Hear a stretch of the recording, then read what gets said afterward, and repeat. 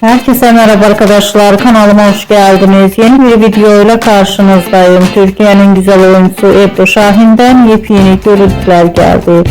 Ben de bu muhteşem, rengarenk, güzel görüntüleri sizler için YouTube kanalımda video halinde sunuyorum.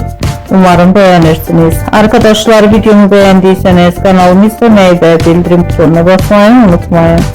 Şimdilik benden bu kadar olsun. Yeni videomuzda görüşmek üzere.